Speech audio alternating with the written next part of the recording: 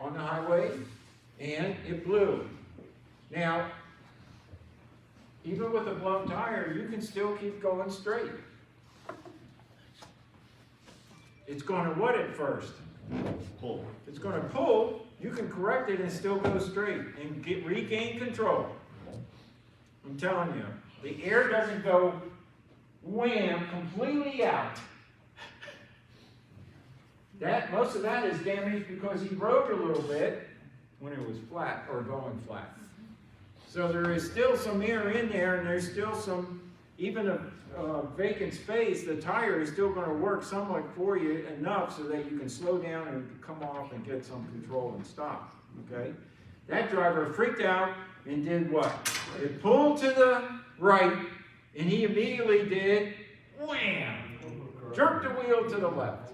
And guess what? When he did that, and at the end of this, I'll go over off-road recovery.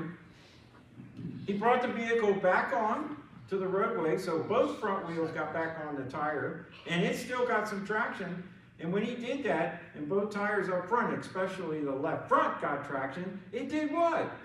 It did what he put into it. It turned left. And then it did a barrel roll. And then he got upset and blamed everybody but himself. Okay? So, was it Firestone got the raw end of the deal on that one. But, so, you already discussed this, correct? They're grooved to dissipate heat and liquid. Most of the time, when I say liquid, it's water or rain. Yeah.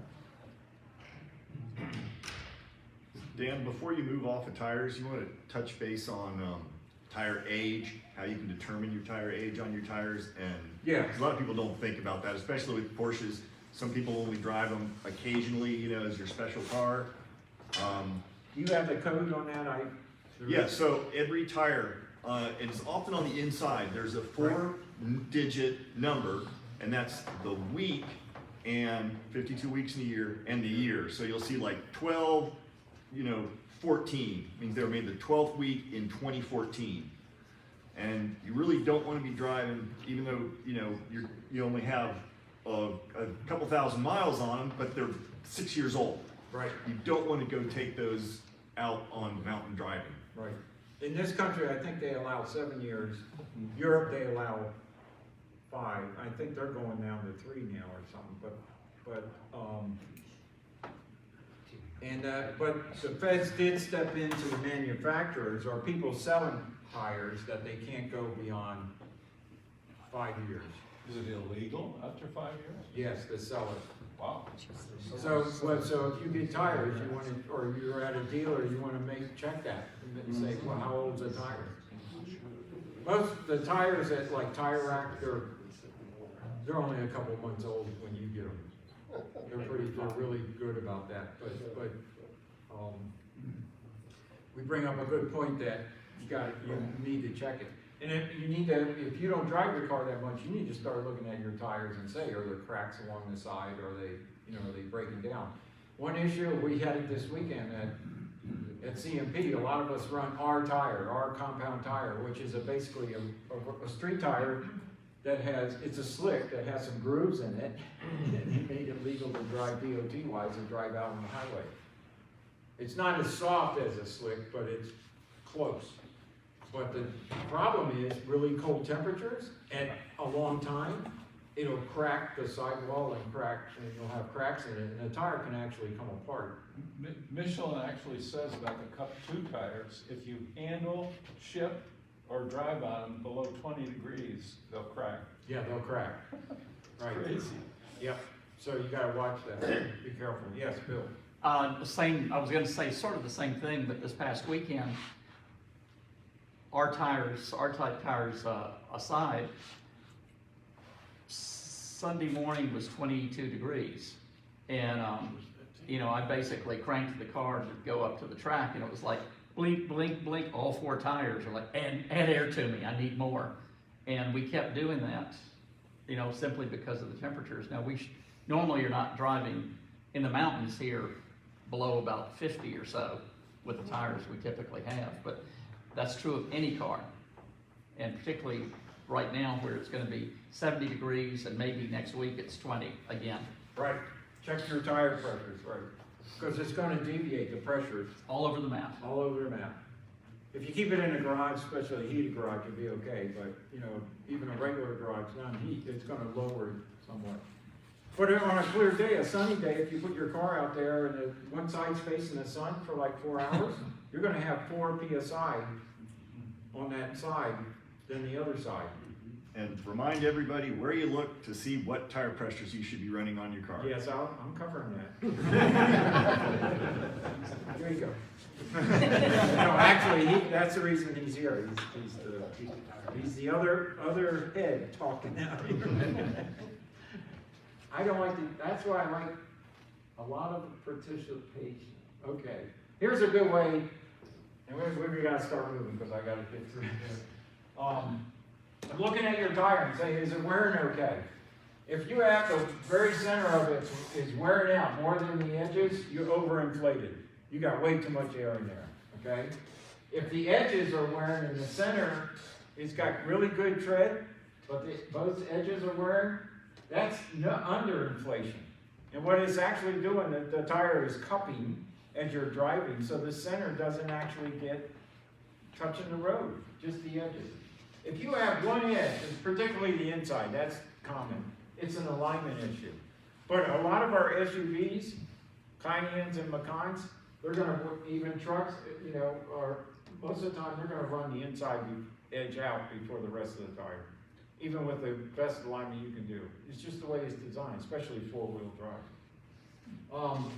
Across the tire are wear bars. With the treads, you'll see a bar, and as it wears down, that bar actually get even with the treads. Time to get new tires. So keep track of that. And then a normal tire should be even all the way across. Okay? Nice and even. So, as the question came, all right, before I move on, where do you find the tire pressures that you should be running? How do you know? Door jam. Maybe. Engine compartment. Maybe. What? Engine compartment. Engine compartment. I haven't seen that. What car is it? 72. Okay. The back, yeah, one of the stickers on there, 5 stickers that are on there. Yeah. Okay, where else? Owner's manual. Where else? What's that? Gas door. So there's 4 places. On the Porsches, usually on the Porsches, it's on the driver's door when you on the back, right near the where the latch is. Some cars have it on the gas door, some cars have it on the passenger door. I'm telling you, it's all over. But and then the manual, it will have it in there. That's a recommendation. And if you have TP tire pressure monitoring system, okay, it's going to light up your console and tell you what the pressures are. And when I drive on the track, that's kept on all the time, because now I can see as the tires get too hot, I don't want it to get too high in pressure. Last one, question. What if there's a difference between what the tire pressure reads on the tire And what? and what the door jam says? Or should there ever be? You can I'm saying if the tire, the outside of the tire lists the tire pressure. No. Good. Wait. You brought up, I was going to cover that too. You brought up a very good point that on the sidewall it says maximum pressure at. It also has another component at this weight.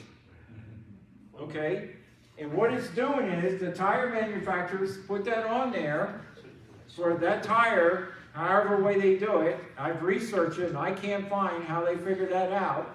But it's required by DOT that they do that. Supposedly they tested a tire at a weight above whatever on there at that tire pressure or higher. And they found out, okay, this is the pressure that if you have that much weight, in other words, on that wheel, on that tire, at this pressure, if you go like half an hour, it'll expand and blow out. So that's what they're telling you. Maximum tire pressure for this weight. All right? I know some people say, well, I want my tires to wear better, so I'm going, if it says 36, I'm gonna run them at 40 or 44. And it may make your tire wear better, maybe, but it's not gonna handle better, it's gonna handle worse. Okay, most of the time it will wear out quicker, yes. On a spirited run up and down, would you consider lowering your air pressure No. by a few pounds? No. If you do that, if you run underinflated and you start pushing the tire, it's gonna heat up quicker and actually raise the pressure greater than you would if it was at the required pressure. Because it's underinflated. And you're working the tire more and it's gonna overheat. Okay? Those tire pressures are also, the recommended tire pressures are a cold tire pressure. Cold tire pressure, yeah, exactly right. When you haven't, they're cold. In other words, they haven't been driven on. That's what right.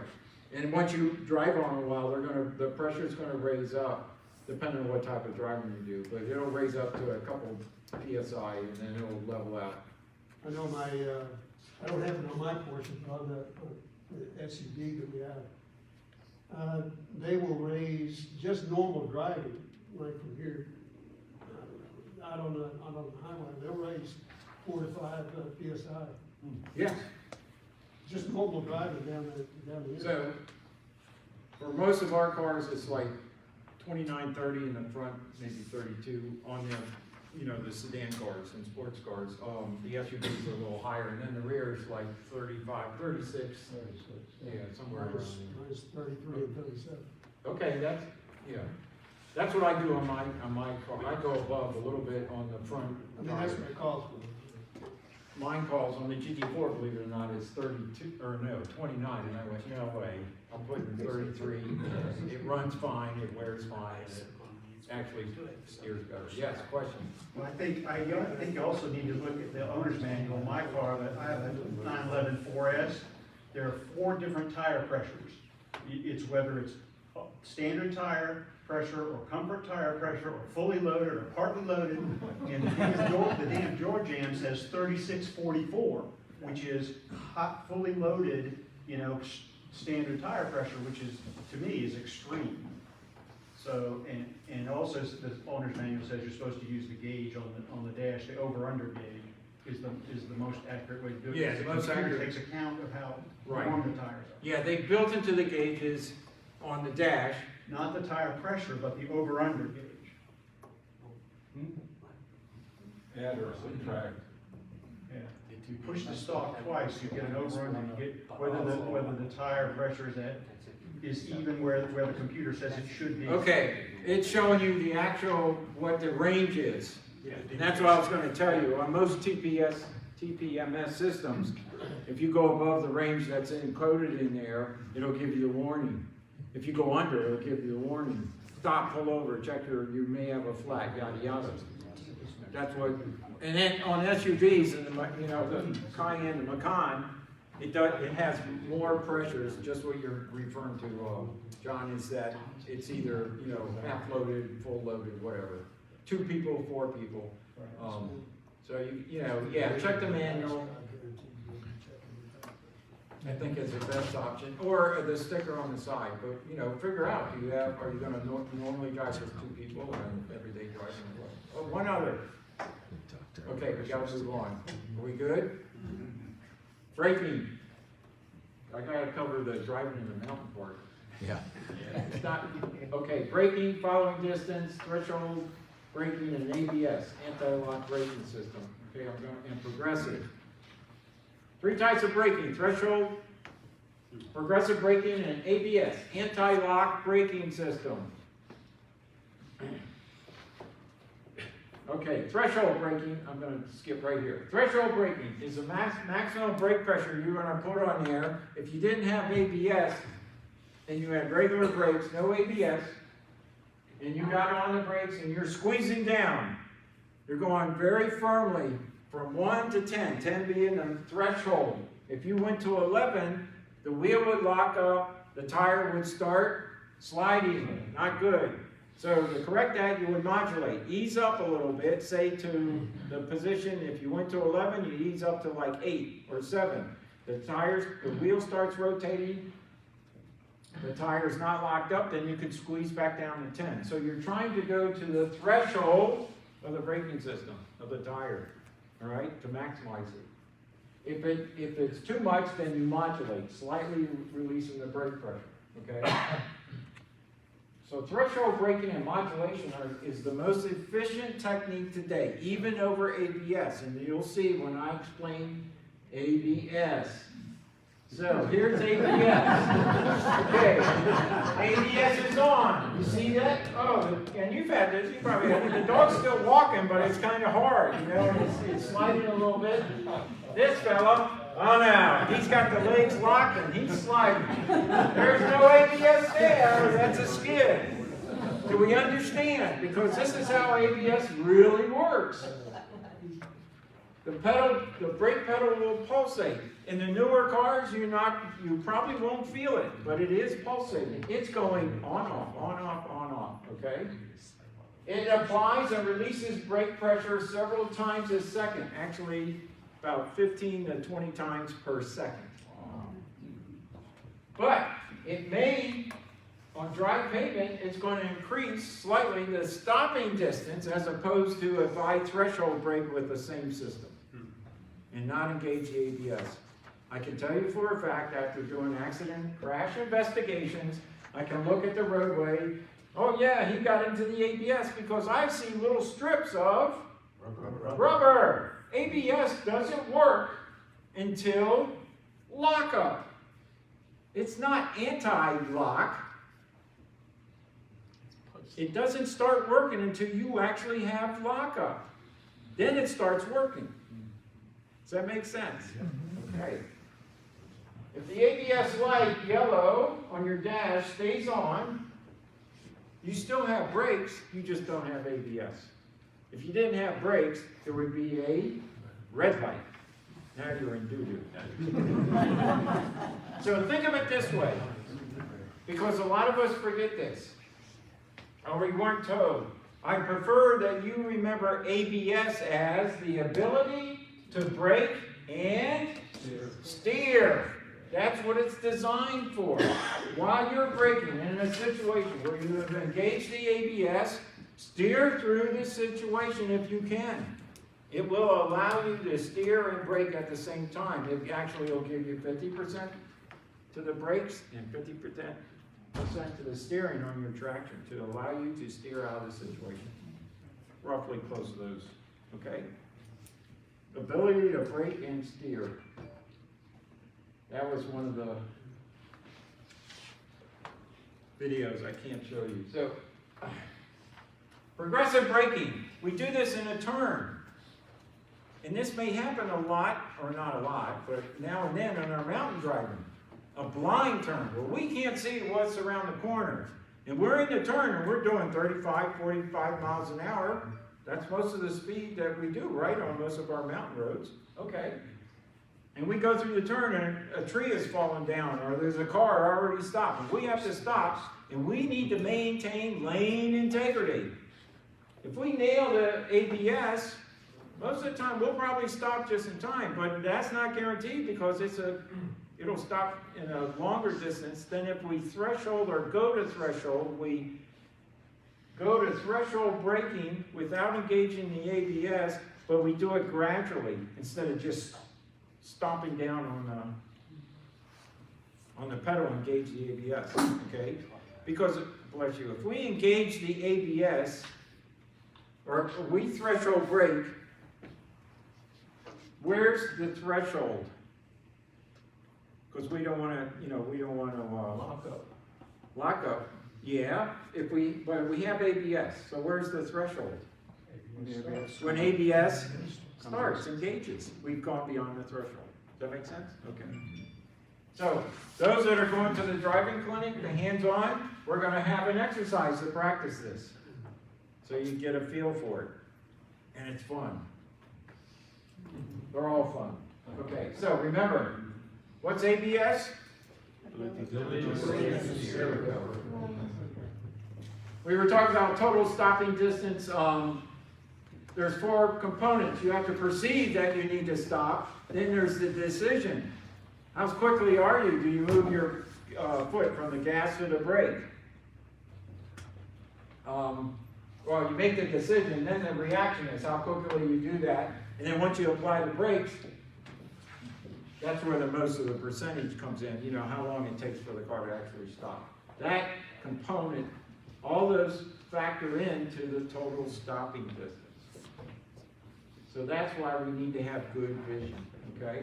Dan, on braking, just thinking about the thing that we encounter more probably than a tree in the road, thank goodness, is on some of our rides, you're going into a turn on a road you don't know, and it's, you know, this radius turn, and all of a sudden you go, oh my God, it goes that way, and you're on the brakes and still steering and trying to make sure that you're still safe. Can you address that real briefly? That's progressive braking. Uh-huh. I mean, I can't, you know, but you're also, we just covered it, the reaction time. You didn't perceive it soon enough. So that's out of the equation. Or That's part of it, that's a big number in the equation because you waited way too long. That's basically the feel in your butt, what we were talking Right. about. And what you're doing is, you're not proactive, you're reactive, and you're way too late. So, every situation is going to be different. That's why I'm giving you this, especially at the end. You'll see the summary. You have to be proactive. You have to think. I'm sorry, the T word comes in there. You have to be conscious of what's going on, and prepare for it and be proactive. Okay. I think we answered it with the progressive braking more. But okay, skids. 3 types of skids: rear wheel, which is oversteer; front wheel, which is understeer. And what I call the yeehaw, all-wheel skid. You're going for a ride. Okay. Understeer. It's when the vehicle enters a turn, you're turning the steering, but the car wants to go straight, and it starts going straight. It's not turning the way you want it. What do most drivers do? Well, it's not steering. I'm going to what? I'm going to give it more steering. Question. Tires have the most traction when they're going what? Straight. The more you turn, well, we have to turn the steer. Guess what we do? Every time we turn the steering wheel, we're actually taking traction away. So if the correction for this, which on the next slide, it's going to be something that you're going to go, that's not right, but it works. Oversteer. We're going through a turn and the rear starts sliding out. I'm going through a right-hand turn and the rear wants to go first. Oversteer. The front's working, the rear isn't. All right? So how do we correct that? Understeer, front wheel skid. First thing, ease off the offending pedal. Why do I say that? Because most of the time it's too much gas, but there could be under a braking situation. You can cause the same thing. So we come ease off the offending pedal. Most of the time it will hook up. It will start steering the way you want. You're going to see this on the skid pad, those that are doing the clinic. And then, if that doesn't correct it, then you may have to, what does it say? Straighten the wheel. Straighten the wheel, get that traction, get it going where you want to, and then you probably have to reapply the brakes, bring it to a stop, or it hooks up when you straighten the wheel. You get traction, and then you reapply some steering, and it starts turning the way you need to get out of that situation. Everybody go with that? Okay. Rear wheel. We already explained, the rear starts to slide out. Here we go. We're actually turning more than we want to. The rear is sliding out. Correction. This is a 1-2 punch, I call it.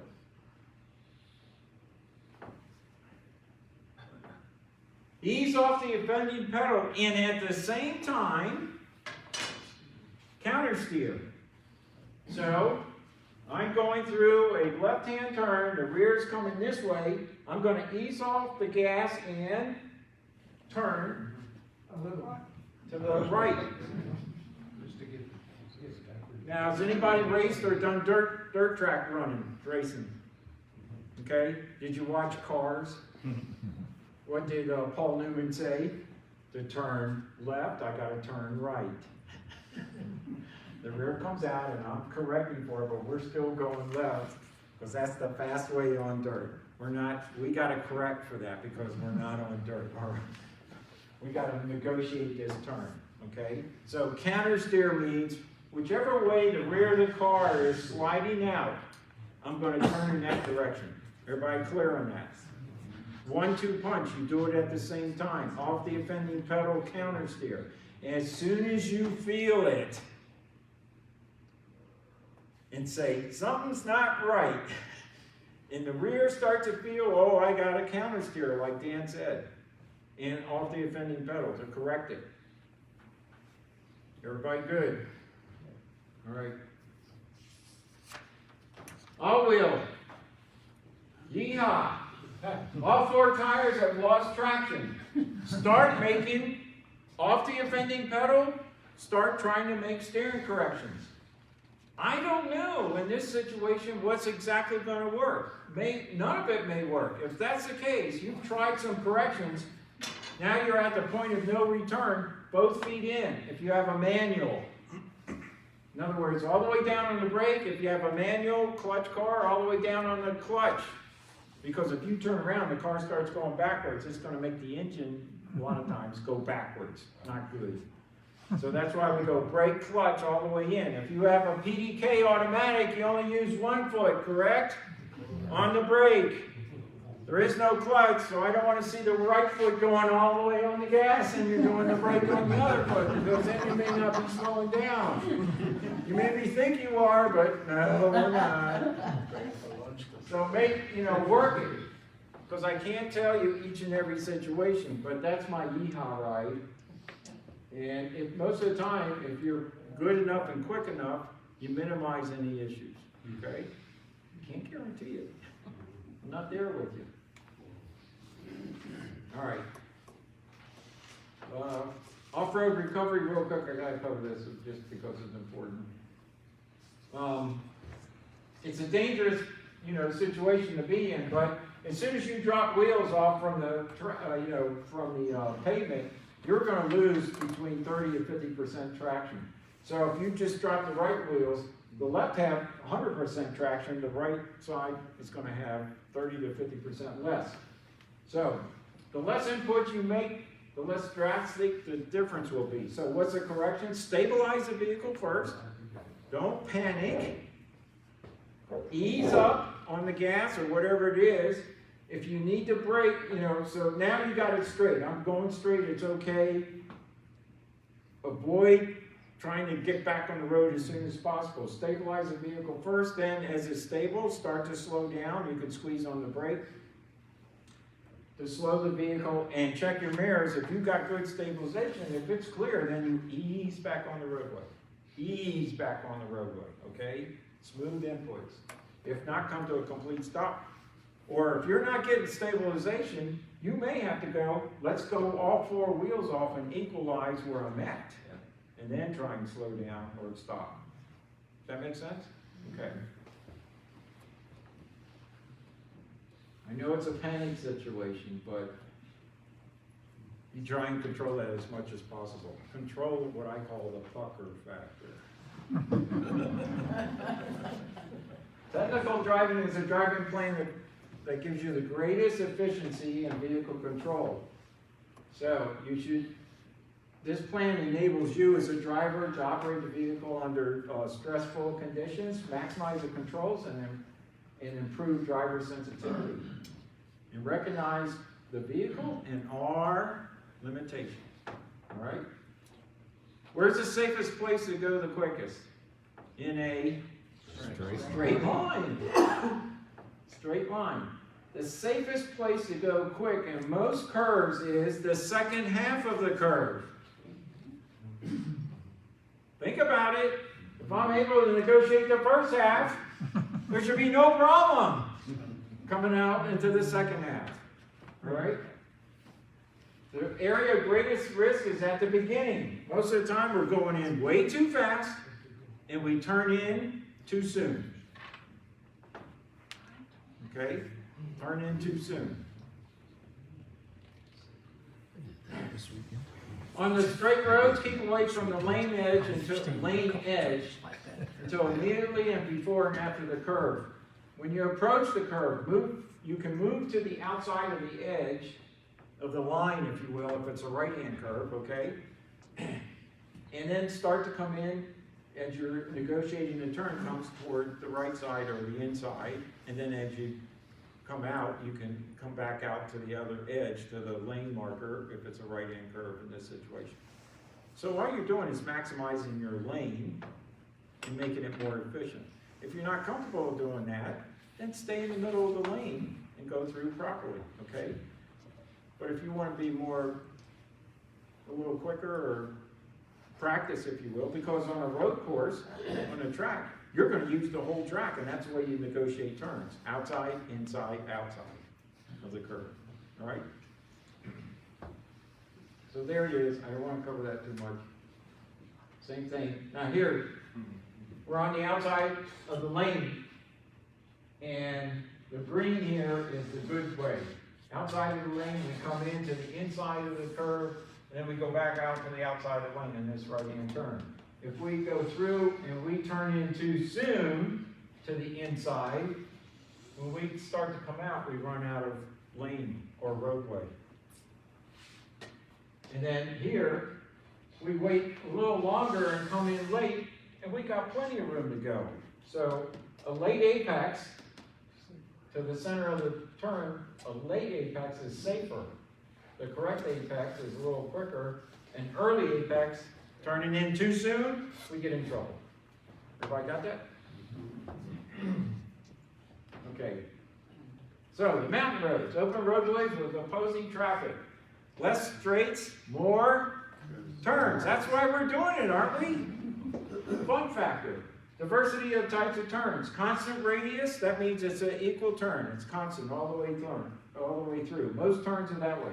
Increase in radius. As we go through it, it opens up towards the end. So it's easier to negotiate. We can get on the power a little faster. Decrease in radius, we're going to have trouble if we don't expect that. It goes in easy, but as we get further into the turn, it gets tighter. And we find out, oh, we're going too fast. We may have to use what Dan talked about, progressive braking, as at least negotiate the turn. So we want to be careful of that. A turn that has open and full vision. It's a clear turn. As I approach it, I can see all the way through the center and where I'm going to exit. Okay? Blind, limited vision. A lot of our mountain road curves, that's what it is. You may have trees, or a lot of times these big rocks, boulders that are right there. Okay? We have overlapping S's, a couple of turns on top of each other. Right? And then we're going to have elevation and camber changes, and road surface conditions are going to change. So, I already talked constant radius, right? Increasing, it opens up as we go through it. Decreasing, the turn gets tighter as we progress further into it. Full vision is, just as we said, you can see all the way through it. Blind, limited, we can't see what is around the corner. So as we're doing this on our driving, mountain driving, we want to prepare to change our pace. Avoid turning into the inside of the lane until you see the exit where you can track out, go out. Does that make sense? Okay. So here we go. Full vision turn. I can see all the way down there, can I? Is there any cars? Are there any cars coming? Nope. Do I still want to maintain lane integrity? Yes. What else about this turn? Look up here. Is this higher than this? It's banked. Yes, it's banked. In the right direction. In the right direction. That's right. It's good camber. It's on camber for us because it'll help us go through that turn.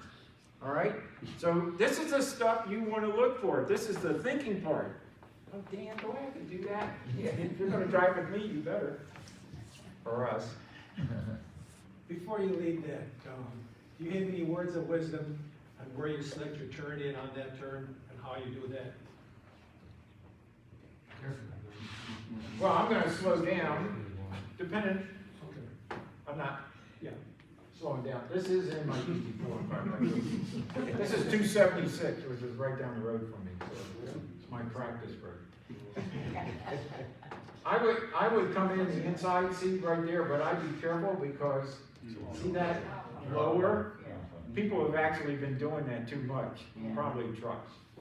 And the roadway has been given away. They tried to, they added some pavement here and they added some here, but it's not doing, and that's actually more drastic than what, you know. So you're apexing when the road starts to straighten out. No, I'm at apexing right there. That's when the road starts to straighten out a little. Well, not by this, actually the curve continues on. It's a little deceiving by the photo, okay? But I want to wait a little bit, it's a later apex. But am I going to go through that with a lot of speed? No. That's all relative. Okay. Right now, let's do it at moderate speed and make sure we negotiate it without dropping the wheel on that edge. And there might be It's not going to be pretty for the on ground. the exit. Okay? All right. This, I'm not really trying to point out where we're going to apex and all that. I want to show the road conditions. Like this is a blind turn. There's that. Those aren't trees. There's trees there, but they're, I don't know how they did it. But anyway, that's a big rock, a boulder, side of a mountain. Can we see around it? No. And like I said, this is deceiving because it looks like the what? Road gets very narrow. It doesn't. It stays the same width. It's just you have to be cautious. Very cautious. Maintain lane integrity. I always stress that, all right? So, overlapping S's like this. See? You start out to the left, then to the right, and the right becomes a blind turn. So, that's the back and forth progression that you're going to... Same road, 278? Yeah, 276, yeah. Okay. Pay attention to signs. Now, listen to me, right? Because I've had arguments over this. I did this same presentation on a webinar for the whole PCA. And I had some regions out west coming back, oh, Dan, you're crazy. You said, you know, you violated speed limit signs. No, I didn't. It says 30 miles an hour and the road is curved. It's giving you two indicators. This is not a speed limit that a police officer can give you a ticket for. This is a cautionary sign. It's under the DOT NHTSA program that all states conform with the signs they put out there. If it was speed limit, it would be white with flag numbers. Okay, and it'd be rectangle, not a square. So this is a reference. This says they tested the road, and for most cars, 30 miles an hour when it's wet, or got, you know, slick or whatever, wet, that's a good speed to go through, a safe speed to go through. That's what that's saying. So that gives me a heads up. Okay, I know it's tight, and it's curvy. So I need to, if the speed limit's 45 here, I need to back it down a little bit. I'm not telling you how much, but I'm going to back it down. Because you'll find out, well, if it's dry, oh yeah, we still got good grip, but we're not doing 45, we'll probably be doing 40, most of us. There are no absolutes. But then you I'm trying to keep us what? Safe. Okay. But then you have the beer in the middle of the lane around the turn. You stay in your lane.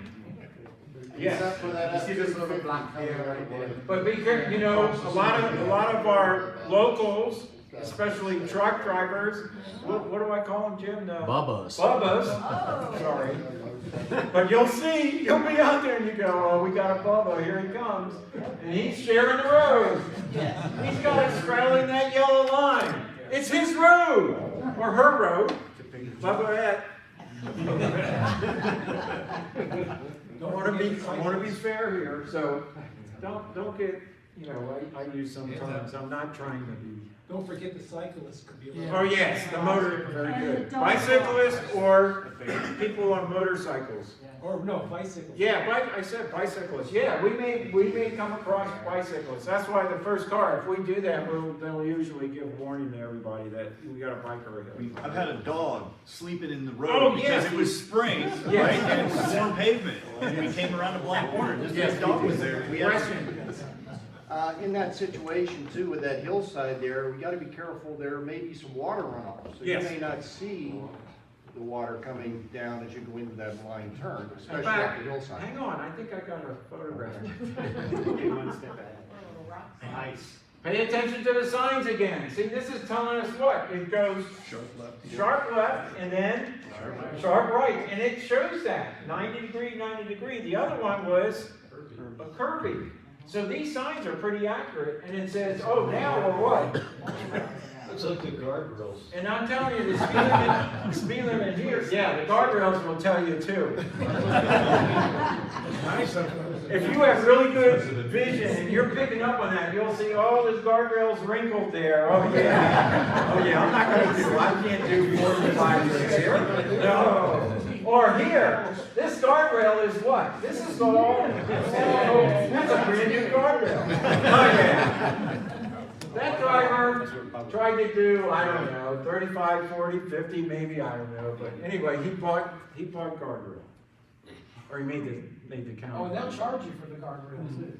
Yes. Okay. Actually, and there is, even though there is some what kind of camber?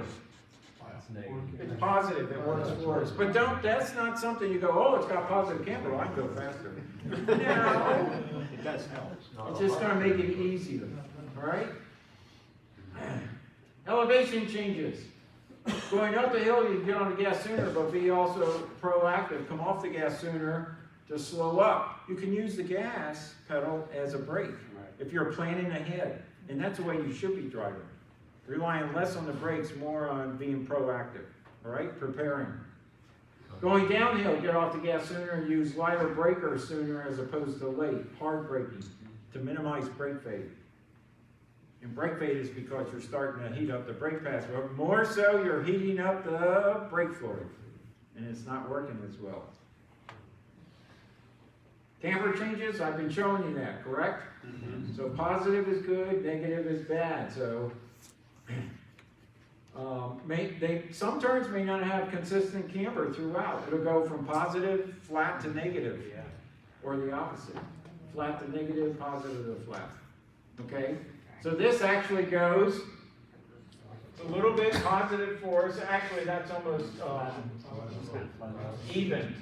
And then as we get up here, it goes positive for us. It's lower on the right, higher on the, all right? This one starts out flat, then it goes, well, flat, flat, and then negative. As we start to go left, it goes negative. Okay, wet areas due to mountain springs. Somebody mentioned that. Grit, sand, loose asphalt. Previous weather issue preparations, all right? So, proactive vision. Scan the roadway. Note the changes in the road conditions, the signs, and adjust your speed and approach. Okay, especially during the tour, we want to be proactive, concentrate, think ahead. There's the T word, sorry. Yes, the reasons for the drive we're in Porsches and we're on the mountains. We want to have fun driving, correct? And I want you to have fun. I want to have fun with you, but I want us at the end of the day to have that same big smile on our face and no problems. The driver can note the scenery, but also has to maintain his or her, ladies, you should be driving the guys around too, concerned with safe driving, all right? Use your vision techniques. See the big picture. Note the car in front, but also note several cars ahead. Look beyond that. That's how you become proactive. Check your mirrors. Note the cars behind you. Are they being proactive? Or are you going to have to do an evasive maneuver because they're on the binders, the brakes, the ABS? and they're bellowing smoke out of the tires. Hello. Look for escape routes if you may need them. Now, most of our mountain roads, that's going to be few and far between. So just be aware of that, all right? Essay. This is a big one. Situational awareness. Know what's going on around you all the time. Be aware. Don't get complacent. Don't stop thinking. We can all think, right? And conscious of what we're doing. Was that a question? Yeah. I'm just, apparently I'm putting you to sleep. Pacing. We want to keep the group together safely. So use 2 to 3 second distance behind the vehicle ahead of you. If we start to get in the curvies, you what? Back off 3 to 4. Okay, if it's wet, back off 5 to 6. We can still keep the group together, but it's what? Safer. So we're found. All right, so I said that. Prepare yourself both with physical inputs and mentally when approaching blind turns.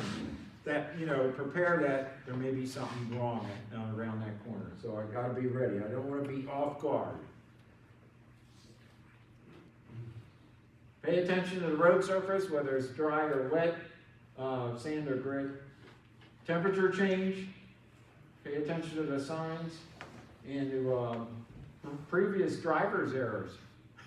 You see, I'm slowing down. Oh no. And then you see them go off one side and you stay on the roadway, look for the opening, okay? Be proactive. Be careful about getting memorized by the taillights in front of you and start to follow just the taillights or react. Well, if they go on the brakes, I'll go on the brakes. It may be way too late. Stay on top of this, okay? Again, look at wrinkled new Armco guardrails and skid marks that are ahead. If you see them ahead, there was a problem there. A new guardrail, like we pointed out, all right? Those pictures I showed you, be proactive, think, drive as smoothly as you can. Making all weight shifts as gently as possible. Expand your vision. Remember, see everything, focus on nothing. Come on, group. I'm putting you to sleep. 2 common mistakes going into a turn. Too fast going in, not slowing down enough, and turning in too soon, an early apex.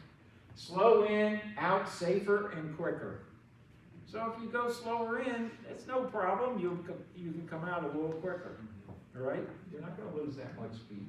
Blind turns, don't turn in towards the apex to the inside of the turn until you can see the exit.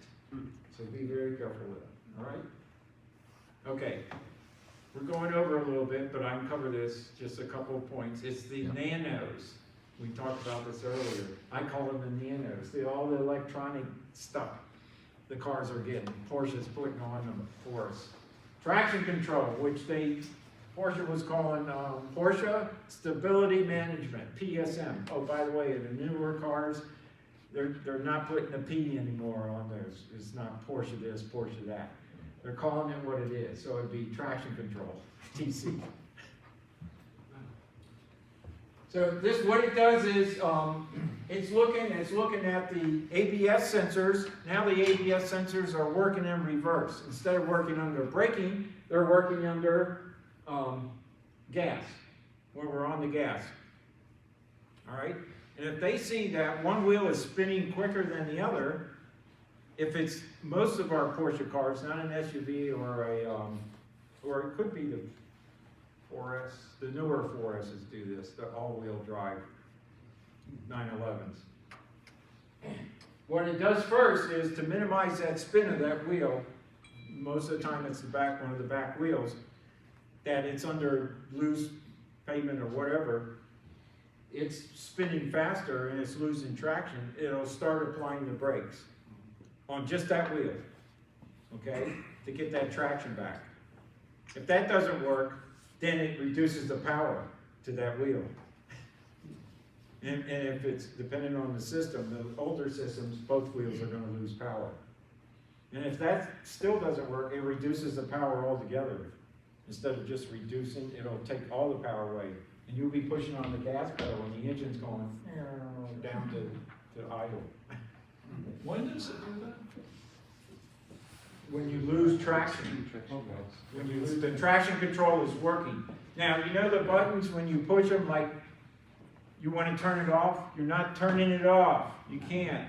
All you're doing is changing the tolerance levels. When you push that button, let's say PSM button, the traction control, and the little red light comes on, it just raised the tolerance level. So what it did was you could get into spinning the wheel, you could spin it a little bit, whereas before when that was on, totally on, you could only spin it very little and it would start working. It would do it a lot more spin, and then at some point it's going to start engaging. So it'll give you some fudge factor, if you will, quite a bit. Yeah, does torque vectoring work the same way? Yes, but the torque vectoring actually is the power difference. So one wheel will get more power than the other. That's what torque vectoring is. It's not just braking, but No, it's the gas actually giving one. Yeah, that's torque vectoring is the next step up, and that's what it's doing. Okay, it helps to maintain directional stability. That's what you need all the time, directional stability. So you want directional stability in the rear, so you don't have oversteer, and that's what it's trying to minimize, okay?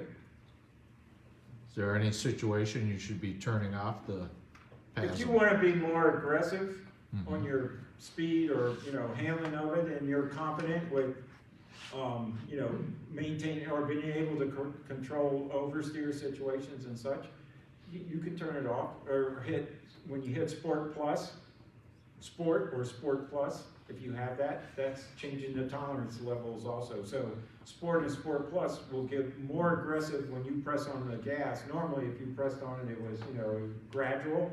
With Sport and Sport Plus, it's going to respond quicker. It's going to jump on it sooner. So Not in one of our tours, however. no, Yeah. we do not want, good. We do not want you to start changing the settings in our tours. Let the car do what it's designed for in normal settings. Once you get, you want to go to a road course and start doing DEs or hill climbs or whatever, then you can start playing with those if you get proficient with it. But, it's gonna be a handful if you're not accustomed to it, so you want to be careful, okay? Good questions. Okay, electronic stability control. What this is doing is it's looking at all kinds of sensors. The yaw sensor in all our cars is right underneath your the center console. It's right in the middle of the car. It's a device that says if the car is starting to rotate this way or this way, the axis is in the very middle, and the car's either understeering or oversteering. That's what the yaw sensor is looking at, all right? Then there's a sensor on the steering wheel. How much input are you giving the steering? Then it's also looking at the ABS monitors, all right? They're looking at how the rotation of the wheels, each wheel, and comparing it. The computer's doing all this and looking at what's going on. If it senses that a skid is imminent, it'll start applying the brakes on both wheels or one wheel to correct that. Okay. And then if that doesn't correct it, then it will start disengaging the engine power.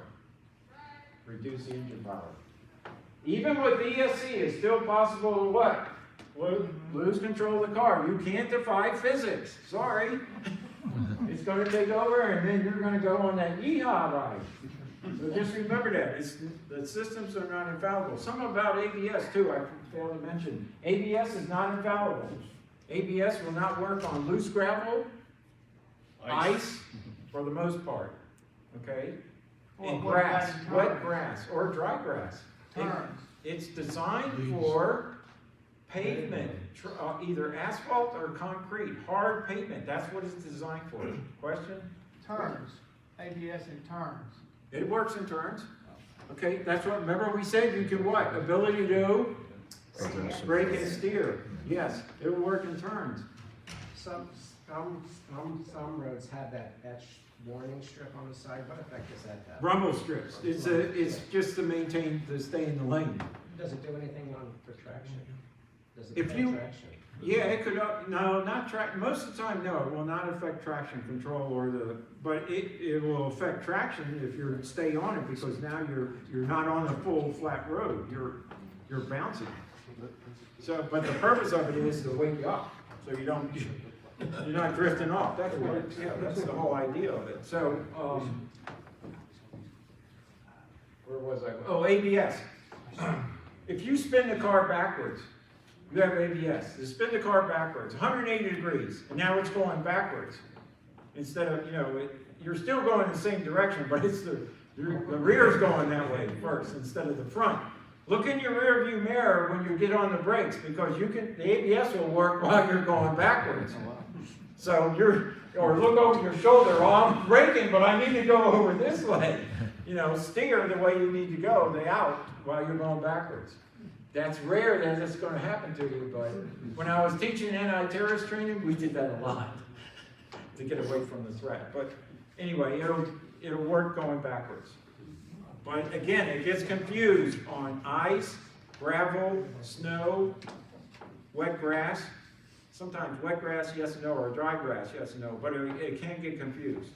And you'll swear, you put your foot into it and the ABS isn't coming on. That's because it's confused. It's not sensing. You're not losing the traction the way you would on concrete or asphalt. Everybody good on that? This diagram was showing you, when we say pitch, the car is actually rotating on that axis. Yaw, I demonstrated that. Roll, there's like an axis in the middle, so the car's here when you're rolling. So you may hear that, some terms like that. Some of us refer the car's pitching or rolling. Okay, PSM, Porsche Stability Management. Back up, yeah. Reduces, it's just like traction control. It's these different names, but you're gonna see different, they're all practically doing the same thing. If you have torque vectoring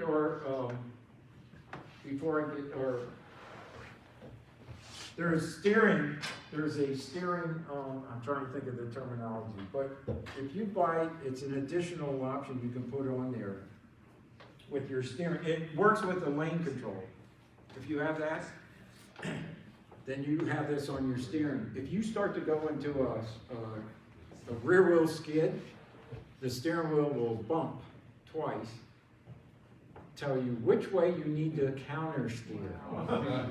It'll give you that indicator. Okay, so if it's coming out to the left, it'll bump to the left and it'll say counter steer to the left. It's telling you what to do. It's telling you. Okay. PASM is with your shocks, and it helps to regulate the dampening force of the shock. And it can make it can lower, when you engage it, if you change the setting, it will lower the car about ½ an inch to an inch, but it also tightens up the shocks. In other words, you're going to ride is going to be a little different. It's going to be stiffer, but the car will handle better. All right? On a smooth road. On a smooth road, yes. There was something else I wanted to cover over there. So, it's a good thing, but it can change the ride. And when you push the button, all you're doing is engaging, making the tolerances a little stiffer. That's what you're doing, that red light comes on. Power steering, they changed it from to electromechanical power steering with no hydraulic components. So it's making it work better, and you don't have the issue of a lot of our mid-engine cars, the Boxers and Caymans. This was particularly in the 911. If you're really aggressive, the power steering pump would get overwhelmed. It would heat up, the fluid would heat up, and then you would start to lose power steering and start to dump power steering fluid. So it's a better system. Although a lot of people at first go, I can't feel the steering as well as I did before. And I'll tell you what, it's better. It's actually better. If you're doing it right, it's better. So that's that. Remember I told you steering pulse function. All right? The steering, if you don't respond, or you, especially in the oversteer, it'll give you some input saying, this is the way to go, pay attention, okay? Dynamic chassis control, all that is with your sway bars, it's electronic. So before, like on my car, I have 4 settings on the front, 5 on the front, 4 in the rear. And I have to mechanically preset them to make the car handle neutral as possible. I may give it this bar stiffer in the rear and softer in the front to make it neutral. On this, it does it electronically, and it's sensing what's going on, and it'll do it automatically. Cayenne was the first to have this, now they've got it, it's an option on 911. I think you can get them on the, I'm not sure, on the Caymans and Boxers, I'm not sure about that. But I know the Cayennes and 911s and the Macans, you can get that. So it's all electronic. So, summary. Again, be proactive. Situational awareness. Vision, good vision. See everything, focus on nothing, good. And be smooth. Smooth inputs. Maximize your traction. All right? And this is why I became a cop. Oh, it's not going to do it. Oh, you little turd. Oh, wait a minute. Okay, give me a second. It was that first one that somehow it got changed in the position.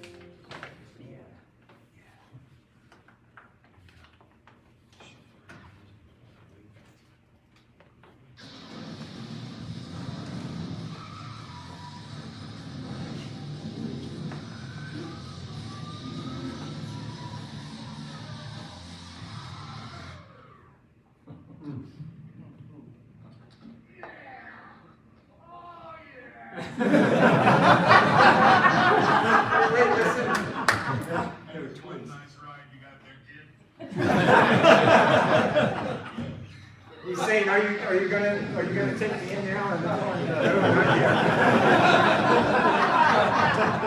When I saw that, I said, oh yeah, that's perfect. Okay, that's not why I did it, but it helps. All right, questions for me. I gave you a guide.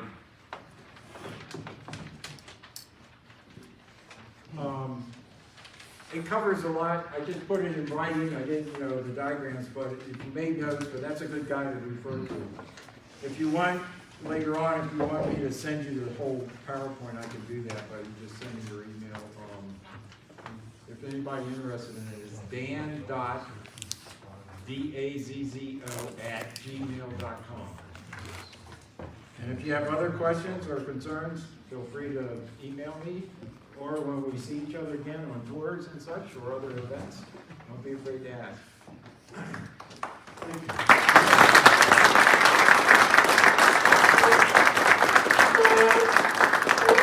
Thanks a lot, Dan. Just one last thing, any of you that are in the actual hands-on car clinic this weekend, I'll be sending a note out tomorrow with all the details of where to go, times, everything. Lunch is included that day, I'll just say that right now. So we'll see you Saturday, and if not, we'll see the rest of you on the first drive.